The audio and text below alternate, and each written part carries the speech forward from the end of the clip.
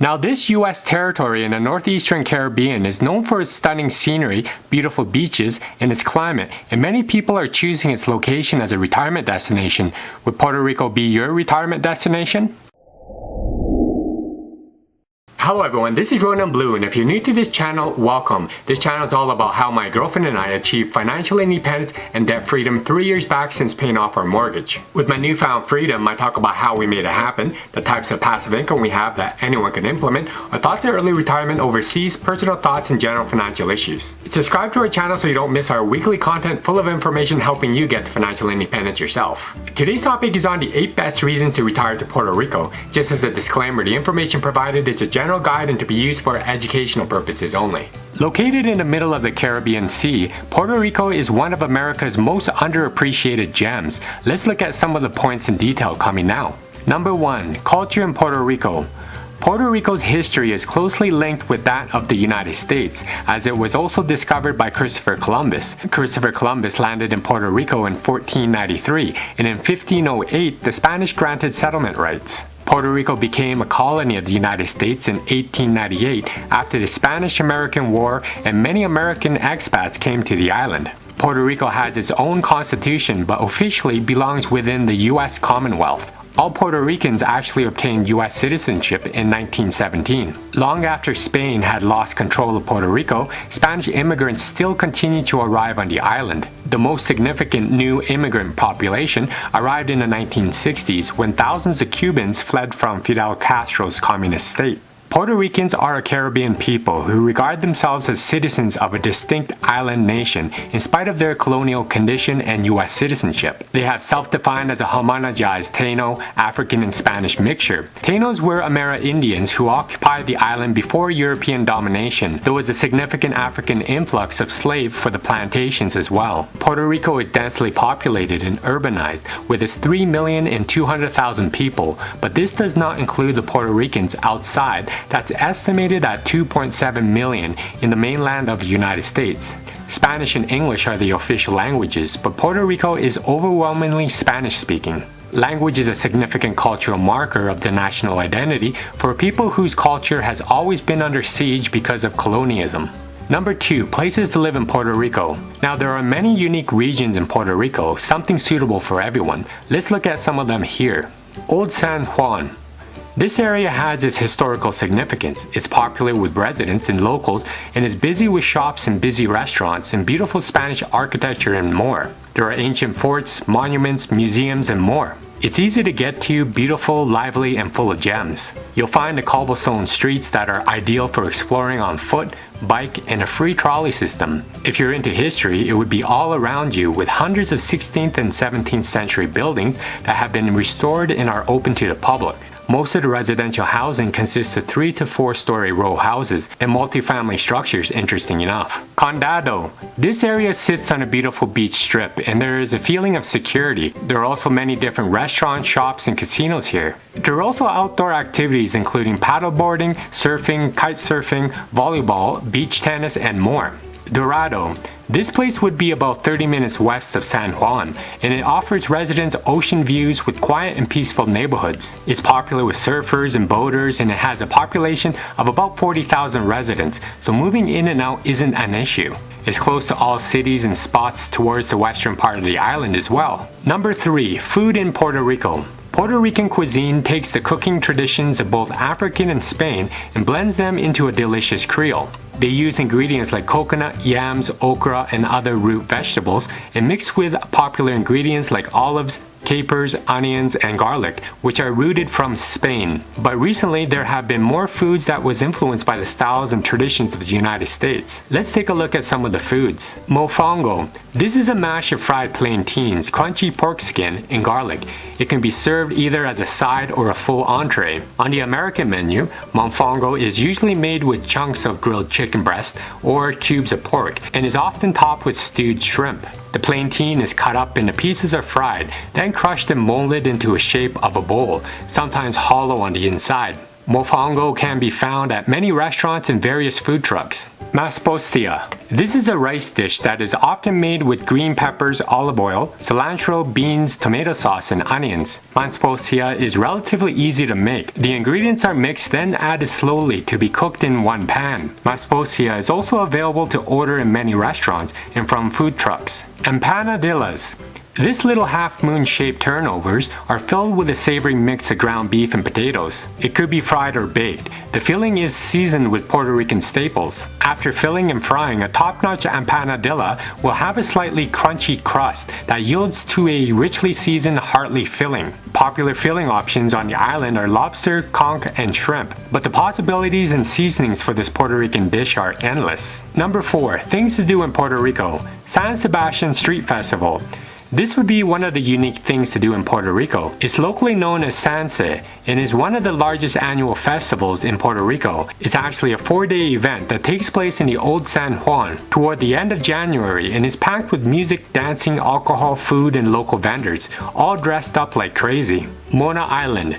This is a unique place to enjoy your retirement. It's a natural playground with incredible scuba diving, caves, limestone cliffs, coral reefs, unique flora, stargazing, and beach camping. It only allows 100 visitors at a time to preserve the island's ecosystem. Island hopping with a ferry. Puerto Rico has a variety of different islands which are all a short ferry ride away. You can spend your days relaxing on a beach, snorkeling, and just wandering around to be free in your own little paradise. There are over 140 Puerto Rican islands to explore, and each and every one of them has a different personality. Number 5. Cost of living in Puerto Rico. The cost of living in Puerto Rico is high compared to many popular retirement destinations abroad, such as Belize, Ecuador, Nicaragua, Vietnam, the Philippines, and Thailand, that I've done reviews for. Although some things are cheaper, such as property taxes, other costs such as utilities are much higher than the US. But it's still possible to live on about 80% of what you spend back home. So as an example, if your budget back home is $2,000 a month for the basics, rent, food, utilities, and transportation, you might be looking at about $1,600 a month in Puerto Rico as long as you are selective to where you live. But overall cost of living is about 11% lower than the whole of the mainland United States. Everything that comes to Puerto Rico must first be shipped to the States and then reshipped to the island by US transport, therefore increasing costs. Groceries are about 23% higher than mainland US grocery stores. Sales tax is 11.5%, but there are many things that are less expensive depending on where you go. But if you're already staying in a place that is already affordable on the mainland, it will likely be close to the budget you'll be paying in Puerto Rico. But of course, no matter where you are, in the US or abroad, how much you spend each month depends on your particular lifestyle, preferences, and spending habits. As mentioned earlier, Puerto Rico has a particularly high sales tax at 11.5%. This is definitely worth considering if you want to retire here. For retirees, a significant chunk of monthly spending will likely be subject to this high sales tax. Total monthly expenses should typically be a total of 4 times your monthly rent, so you can expect to retire comfortably in Puerto Rico on about $2,000 per month. Even the more expensive parts of the island are still less expensive than most major US cities. Frugal spenders should be able to live well while enjoying everything that makes Puerto Rico a desirable country to reside in. But there are other factors to consider as well, such as the weakening Puerto Rican economy. It seems that the debt here is higher than most states. There's also a declining population as well, decreased competitiveness, and decreased tourism numbers. But despite this, some retirees are ready to give it a go, despite the economic uncertainty, for a retirement move on a short-term or trial basis. But it isn't just the sunny skies, year-round warm weather, and beautiful ocean beaches. It's also the incredible tax breaks that are available that are not available anywhere else in the world. The Commonwealth of Puerto Rico has enormous tax incentives for incoming residents and service businesses. It provides many with a zero tax rate on capital gains and certain interest and dividends earned by individuals. There's no double taxation, no income tax on profits. So for certain investors, that could mean eliminating taxation completely. So for anyone who relocates to Puerto Rico, they can apply for the tax shelter of Acts 22 and 20, including mainland US citizens who can't find similar benefits anywhere else in the world without significant complication and expense. But all Puerto Ricans are already US citizens, and since it's a commonwealth of the US, Americans are generally free to stay on the island without restriction, and don't even need a passport to travel there. It's like visiting another state for most purposes, though one that speaks mostly Spanish. Number 6. Buy property in Puerto Rico. Now, there are no restrictions on foreign ownership of property, and depending on your situation, it might make financial sense to buy a home rather than rent. It's best to enter into a real estate transaction or hire a real estate agent that speaks Spanish. A foreigner could take the corporate route to acquiring property in Puerto Rico. The effects of Hurricane Maria that swept across Puerto Rico in the fall of 2017 was disastrous. Property damage affected more than 250,000 housing units, but there have been some efforts to boost the property market with some slow but effective results. But many have bought real estate to rent out to vacationers, thinking more about tourism while they aren't using it. There are short-term rentals on Airbnb that typically serve a very specific purpose. You also need to learn about local regulations and for how long you can rent your property each time. It seems that every city has its own regulations and standards for short-term rentals, so you need to do your research in advance. It is, however, competitive. The competition on Airbnb is fierce. The cost of rental housing is comparable to the mainland US, but if you have the financial ability to purchase a home, that is probably the best option. Most often, a house purchase on a 30-year mortgage will have a monthly mortgage payment that is significantly lower than monthly rent. Puerto Rico is a relatively inexpensive place to retire, and your Social Security benefits may be enough to cover most of your expenses, depending on your benefit amount and cost of living. But of course, it's always best to consult with a financial consultant before you make your final decision. Number 7. Healthcare in Puerto Rico.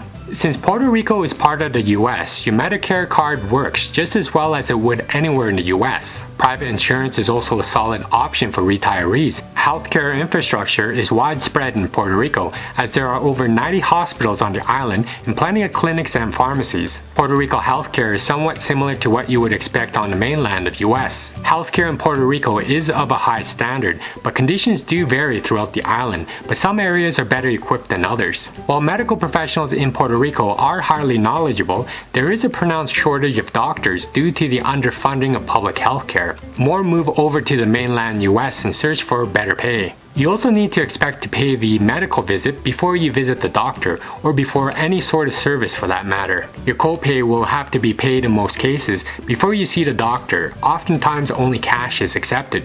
You can also expect the doctors to be bilingual, but not the receptionists or assistants. There are no major health risks associated with Puerto Rico, and tap water is considered clean and safe to drink. Routine vaccinations such as those for measles, polio, tetanus, and others should be kept up to date, but there are no specific vaccines required to enter Puerto Rico. Number 8. How to live in Puerto Rico. Puerto Rico is famous for its tropical climate and sunny beaches, but the island has a number of financial perks for retirees looking for a place to settle down. Retiring here is possible if they are willing to go through getting a visa, and it's always best to consult a financial advisor on your retirement plans. But housing is one of the cheapest parts of retiring in Puerto Rico. The island is a US territory, so it's well developed. You also want to be wary of how susceptible your residence is to hurricanes and tropical storms. Retiring in Puerto Rico becomes an even more attractive option when you consider the generous tax policy known as the Individual Investors Act. Under this act, residents of Puerto Rico are exempt from paying island or federal income taxes on dividends,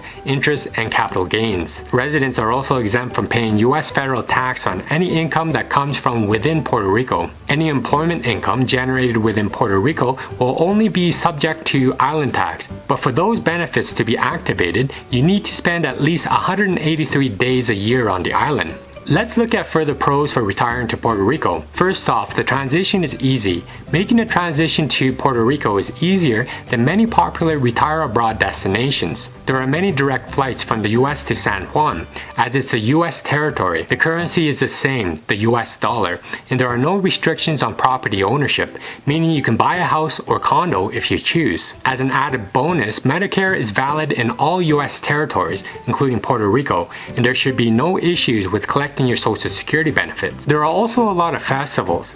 Puerto Rico hosts a variety of festivals and celebrations, which makes it easy to be social, meet new people, and find something fun to do. It's also a tropical island. Puerto Rico offers more than 300 miles of beaches. You can find the perfect one whether you want to surf, kiteboard, dive, snorkel, or just enjoy a quiet walk. Inland, you can have golf, hike, mountain bike or explore a cave. Temperatures average 80 degrees in the lower elevations and 70 degrees in the mountains in what is technically a tropical marine climate. The rainy season lasts from May to November, but with the exception of tropical storms, rain typically occurs in quick bursts, not lasting more than an hour or two. But never forget that Puerto Rico is a United States territory. Although Spanish remains the first language, English is still widely spoken. You don't need a residency permit to live there. Now let's look at the reverse, the cons.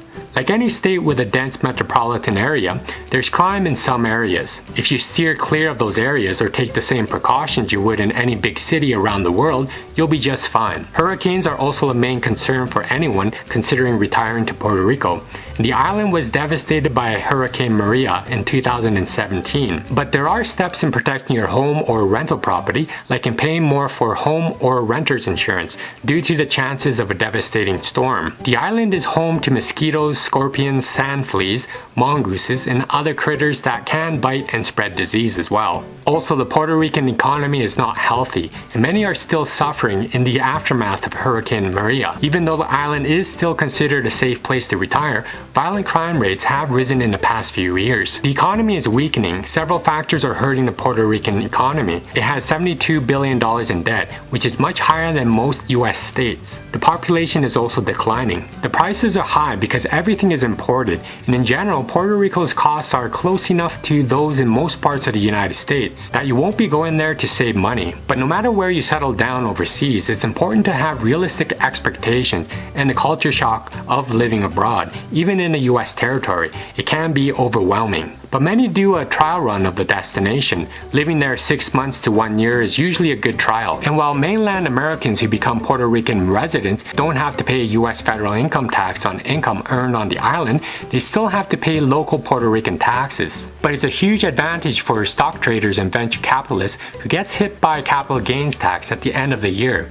This is what Act 22 accomplishes. So if you're an individual who makes most of your money from capital gains, then you can benefit substantially from very significant income tax savings with a move to this island. So retiring to Puerto Rico is possible, and it's easy to see why many Americans choose to make the move and retire to Puerto Rico. The cost of living that could be adjustable combined with beautiful landscapes in a tropical climate are a good combination. You have easy access to affordable healthcare and generous tax incentives. Well, tell me what you think of retiring to Puerto Rico in the comment section below. If you like this vlog, please don't forget to give me a like, subscribe if you haven't already, and hit that notification bell for more of my coming content here. Thank you for watching my vlog. Be free, gain wealth, and travel far.